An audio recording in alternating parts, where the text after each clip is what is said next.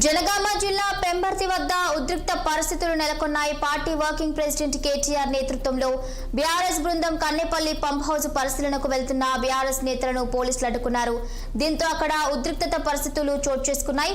కేవలం party working president KTR కు మాత్రమే అనుమతి ఉంటుందని పోలీసులు స్పష్టం చేశారు. ఈ నేపథ్యంలో పోలీసులు బీఆర్ఎస్ శ్రేణుల మధ్య తోపులాట చోటు చేసుకుంది. రోడ్డుపైనే వాహనాన్ని నిలిపి పోలీసుల వద్ద కేటీఆర్ వాగ్వాదానికి దిగినట్లుగా సమాచారం. ఇక మరోవైపు బారికేడ్లను తోసుకుని ముందుకు వెళ్లేందుకు బీఆర్ఎస్ నేతలు ప్రయత్నించడంతో అక్కడ కొంతసేపు ఉద్రిక్త వాతావరణం నెలకొంది. ఇక జనగామ జిల్లా పెంబర్తి దగ్గర ఉద్రిక్తత నెలకొన్నట్లుగా తెలుస్తోంది. కన్నెపల్లికి వెళ్తున్న బీఆర్ఎస్ నేతలను పోలీసులు అడ్డుకున్నారు. దీంతో పోలీసులకు బీఆర్ఎస్ నేతలకు మధ్య వాగ్వాదం నెలకొన్నట్లుగా తెలుస్తోంది. ఇదే అంశానికి సంబంధించి పూర్తి అప్డేట్స్ మా ప్రతినిధి రాము అందిస్తారు. రాము,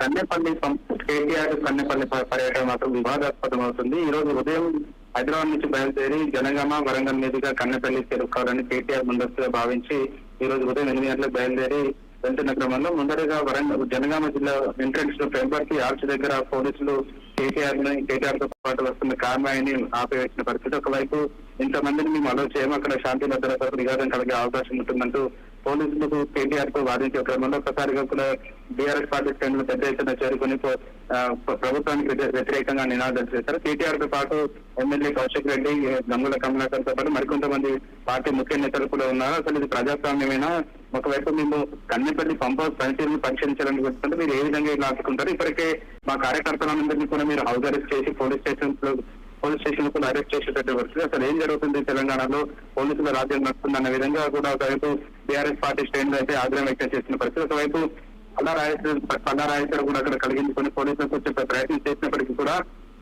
బీఆర్ఎస్ నాయకులు సత్యవీరంతా ఒకవైపు పోలీసులతో కేటీఆర్ కూడా వాగ్వాదం చేసిన పరిస్థితి. ఎంతసేపటికి చెప్పినప్పటికీ కూడా బీఆర్ఎస్ నేతలు వెనకకు తగ్గడంతో ఒకవైపు తగ్గకపోవడం, దాంతో పాటు అక్కడ పోలీసులు ఏర్పాటు చేసిన బ్యారికేడ్స్ ను కూడా తోసుకొని బీఆర్ఎస్ నేతలు అక్కడ ముందుకు రావడంతో చాలా సేపు కూడా ఉద్రిక్త వాతావరణం ఏర్పడింది. ఒకవైపు కేటీఆర్ తో పాటు బీఆర్ఎస్ శ్రేణులు వెనక తగ్గకపోవడం, పోలీసులు కూడా పెద్ద ఎత్తున అక్కడ మోహరించి వాళ్ళని వెళ్ళలేకపోవడంతో అక్కడ కేవలం కేటీఆర్ తో పాటు మరికొంతమందికి అనుమతిస్తామంటూ పోలీసులు చెప్పినప్పటికీ కూడా అక్కడ బీఆర్ఎస్ శ్రేణులు సత్యనిరాంటున్నారు. మొత్తానికైతే BRS working president KTR Kannepalli pump house పర్యటన ఏదైతే ఉందో ఒకవైపు అరెస్టుల పర్వం కొనసాగుతుంది. మరొక దాంతో పాటు పోటాపోటీగా ఒకసారి పోలీసులతో పాటు బీఆర్ఎస్ నేతలు కూడా పోటాపోటీగా నినాదాలు చేసే పరిస్థితి అయితే చేరుకుంది. ఒక్కసారిగా కూడా నిన్న మొన్నటి వరకు సవాళ్లు ప్రతి సవాలుగా మారిన ఈ బీఆర్ఎస్ కాంగ్రెస్ నేతల పర్యటన ఒకసారిగా కూడా ఇది కాళేశ్వరం వైపు కర్మ తీసుకుందంటూ కూడా రాజకీయ విశ్లేషకులు కూడా ఆధారపడుతున్నారు. Right, okay, thank you Ramu, thank you for the updates.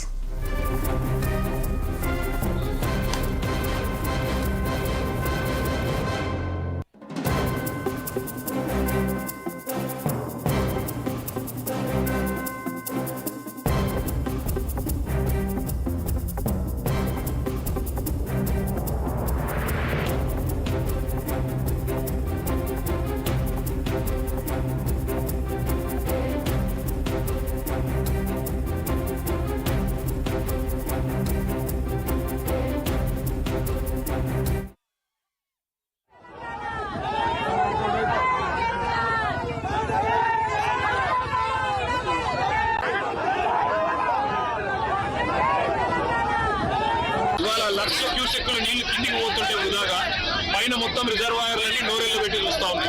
పైన బిడ్మానేరు కావచ్చు, కాళేశ్వరం, మరి మొత్తం ప్రాజెక్టులో ఉన్న ప్రతి రిజర్వాయర్లు కూడా ఇవాళ నీళ్లు లేక రైతులు మరి కనీసం నాట్లేసే పరిస్థితి లేదు.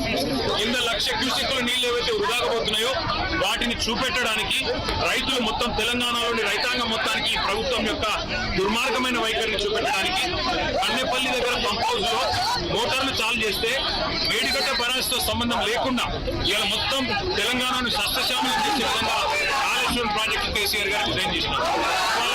బ్యారేజ్ తో సంబంధం లేకుండా మేడిగడ్డ బ్యారేజ్ గేట్లతో సంబంధం లేకుండా మరి 93 మీటర్ల ఎత్తులో గోదావరి ప్రవహిస్తే చాలు ఈ నీళ్లు కన్నెపల్లి పంప్ హౌస్ లో మోటార్లు చాలు చేస్తే ప్రమాణంగా నీళ్లు ఇవ్వచ్చు, రైతులు నాట్లు వేసుకోవచ్చు.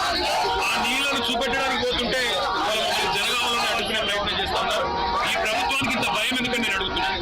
కింద లక్ష క్యూసెక్కుల నీళ్లు వృధాగా పోతుంటే చేతగాని ముఖ్యమంత్రి నీళ్లు ఒకవేళ ఇస్తే మళ్ళా యూరియా ఇవ్వాలి, నీళ్ళు ఇస్తే పంట కొనాలి, మద్దతు ధర ఇవ్వాలి, నీళ్ళు ఇస్తే నీళ్లు వస్తే బోనస్ ఇవ్వాలి. ఈ బాధంతా నాకెందుకు, రైతులను ఎండబెట్టాలి, రైతుల పొలాలకు నీళ్లు రానియద్దని చెప్పి కింద బ్రహ్మాండంగా నీళ్లు ఇచ్చే సౌలభ్యం ఉంటే దాన్ని పండబెట్టిన ముఖ్యమంత్రి గారి వైఖరి, ఈ ప్రభుత్వం యొక్క దుర్మార్గమైన రైతు వ్యతిరేక వైఖరి చూపెట్టడానికి మేము బయలుదేరితే వాళ్ళు చూడొచ్చు. గత భావాలందరినీ అడ్డుకుంటాం, మా ఎమ్మెల్యేలు, మా ఎంపీలు. అందుకే మేము అనేది ఈ ప్రభుత్వాన్ని దమ్ముంటే శాతనైతే మంచి పనులు చేసుకెళ్ళి ఇవాళ ఉద్దేశపూర్వకంగా మమ్మల్ని అడ్డుకొని వరంగల్ జిల్లాలోనే మరి ఇక్కడికిక్కడే ఆపాలని మీ ప్రయత్నం ఏదైతే ఉన్నదో